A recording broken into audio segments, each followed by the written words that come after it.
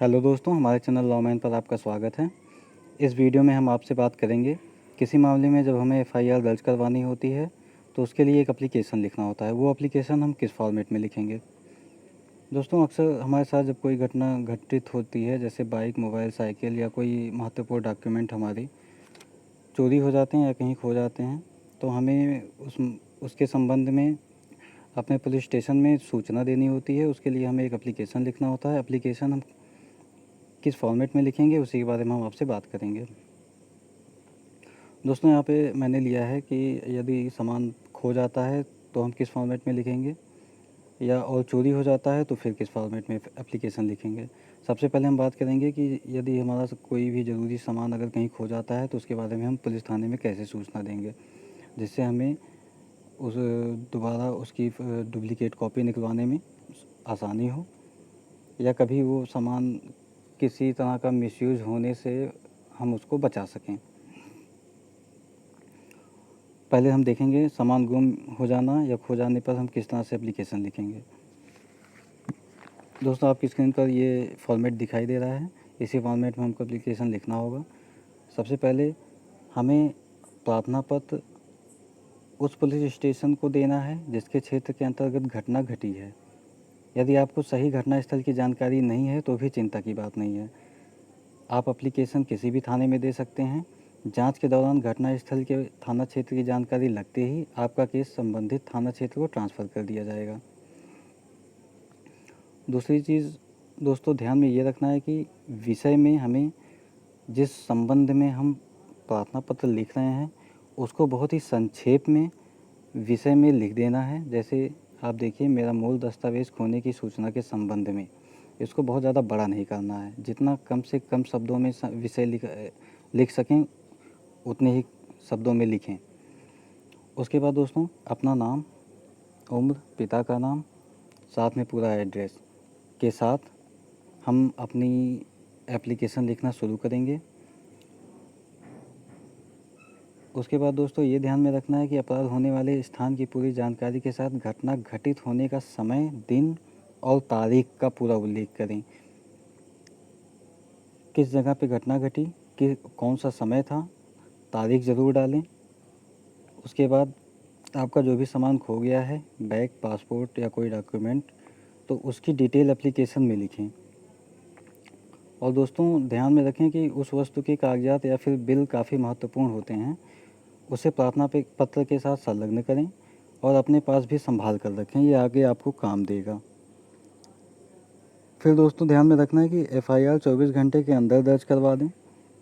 यदि किसी वजह से डिले होता है तो उसका कारण अपने प्रार्थना पत्र में ज़रूर लिख दें।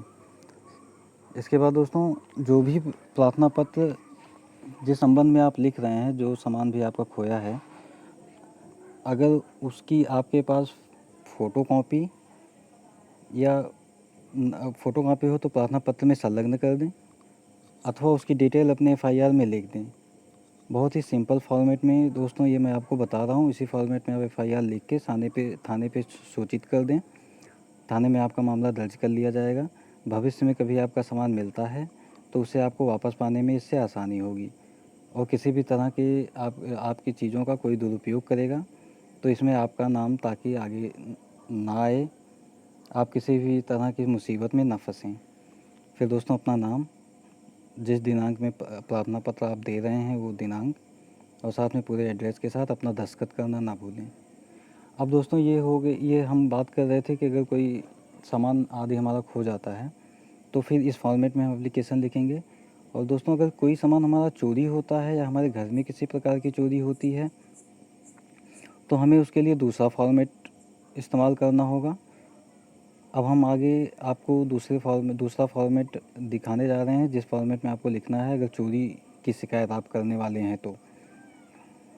सबसे पहले दोस्तों वही करना है, आवेदन उसी पुलिस स्टेशन को दें जिसके क्षेत्र के अंतर्गत घटना घटी है। यदि आपको सही घटनास्थल की जानकारी नहीं है तो भी आप परेशान ना हों। आप किसी भी पुलिस स्टेशन में अपना प्रार्थना पत्र दे दें। जांच के दौरान घटनास्थल की जानकारी लगते ही संबंधित थाना क्षेत्र में आपका मामला ट्रांसफ़र कर दिया जाएगा।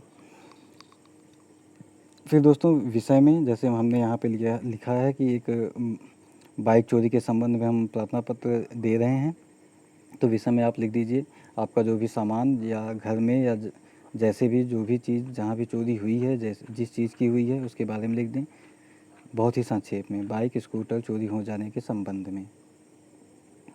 दोस्तों उसके बाद अपना पूरा नाम, पता, एड्रेस के साथ लिखना शुरू करें। उसके बाद जिन परिस्थितियों में आपका जो सामान चोरी हुआ है उसकी पूरी डिटेल क्रमवार लिख दें,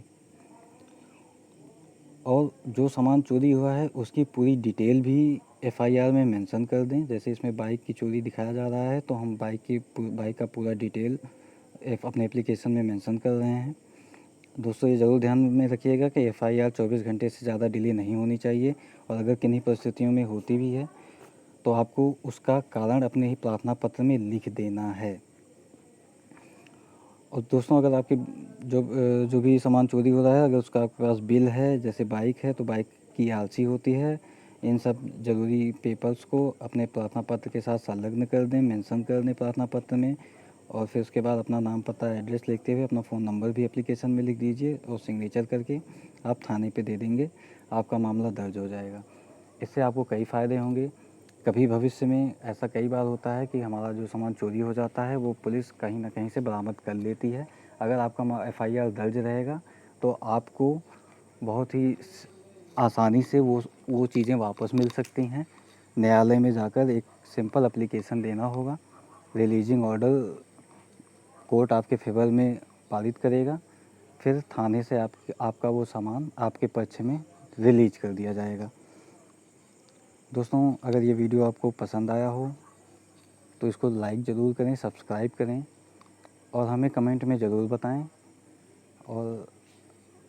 और भी किसी बारे में आपको जानकारी लेनी है तो आप कमेंट में बताएं। धन्यवाद।